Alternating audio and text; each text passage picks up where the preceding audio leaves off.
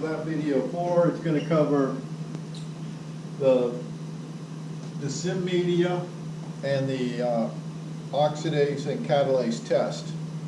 So those two don't have specific media names, they're just biochemical tests. The sim media, actually, we can answer 3 different questions with this media. Right? We're going to inoculate this is one of a sim media here that hasn't been inoculated, but you would take a needle, put your bacteria in the needle, and stab the needle all the way down. That would be inoculating this media. It's a semi-solid media. Okay, so that allows it to determine motility. That's one of the 3. So the purpose of the sim media is determine sulfur reduction, indole production, and motility. And then in the principle, you should include these 3 parts. So if you wanted to determine motility, like for instance, it would be growth away from the stab. So when I stab this media, right, it's only where I stabbed it. So if it grows out away from the stab, and you can see this black color, the bacteria moved away from the stab. If they hadn't, the black would stay exactly where the stab was, right in the center. So I think all of these tubes, in this tube there's no black color produced, but there's bacteria that are growing. They were motile and they moved in the media, so you don't see just one line. I think I've got an example of that with the beginning of this PowerPoint. There's the sim media. This is not inoculated. This is a stab. The bacteria grow where you see that white area, but they didn't move, right? They weren't able to move away from the stab. In this media, they do. It doesn't look like a big difference, but there's a lot of bacteria growing on the top, right? They didn't grow on the top, but they grew up there because they could move. Now the black color, this is much blacker than in that other one. That means that they reduce sulfur, right? They do that by changing sulfate to sulfide. Don't worry too much about all the names, but another name for that is H2S. Hydrogen sulfide gas is H2S.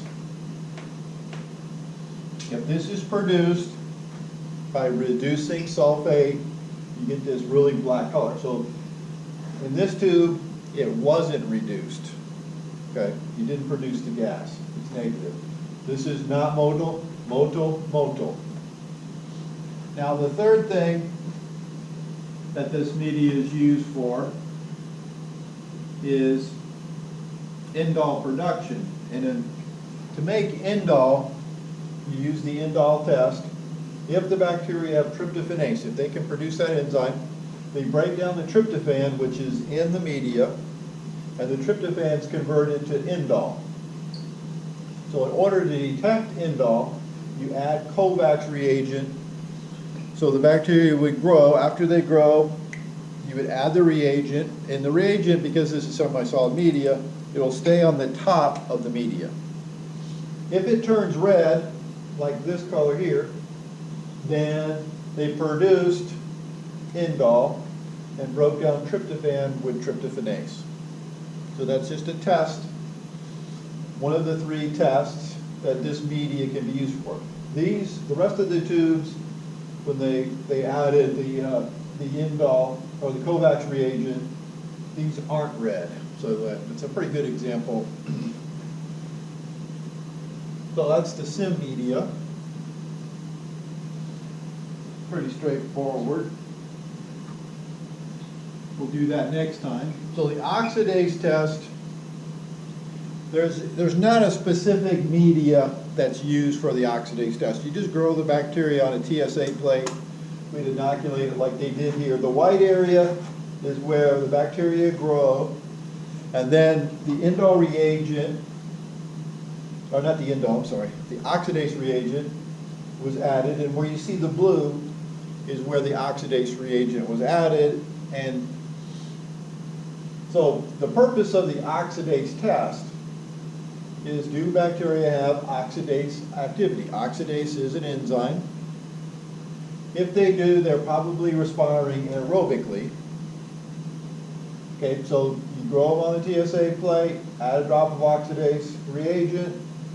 If the reagent turns blue, then they're positive for this test. So this is a real simple purpose and principle, real simple test.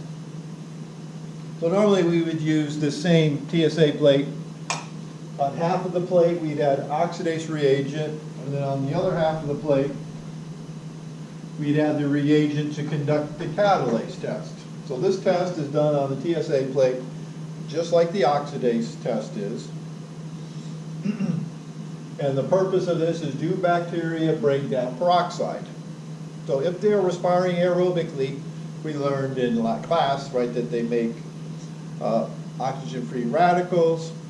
Superoxide dismutase breaks them down or neutralizes them. And then you need catalase to convert the peroxide that's produced then to oxygen and water.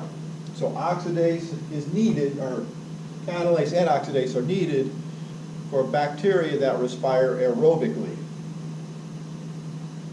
So when the bacteria grow, you just add a drop of peroxide, right, with just the same old peroxide you'd buy in a drugstore. You'd add a drop of that, and if you see these bubbles produced, then the bacteria are positive for that enzyme, catalase. So that's a pretty straightforward and easy principle too, right? Purpose, and then the principle, use complete sentences, if you would. Since this is such, I got time, why don't I get into another, let's see.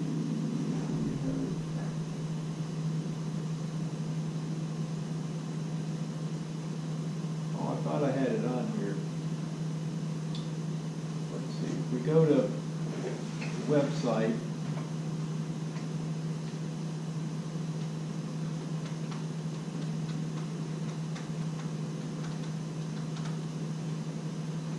and then in the content section, I've got some forms. You don't need to print these out. You might need them. So in the lab handout part, not there, there's a biochemical data sheet. And this lists all the different biochemical tests on the top there. So, for instance, we just did the catalase and oxidase test, and then these are bacteria that we would use for the unknown. The purpose of the unknown assignment is to identify what your unknown bacteria is. So it could be on this list. And then this tells you on this form if they're oxidase positive or negative, catalase positive or negative. If they produce hydrogen gas in the SIM tube, hydrogen sulfide gas, right, there's pluses. There's only really 2 bacteria that produce hydrogen sulfide. That would help you identify it. In the citrate tube, right, we did that already, positive or negative. Tells you which bacteria are positive for that test, which bacteria are negative. The BP and MR test, whether they're positive or negative. If it's blank, then just ignore it. A B is another way, just ignore it. It means variable.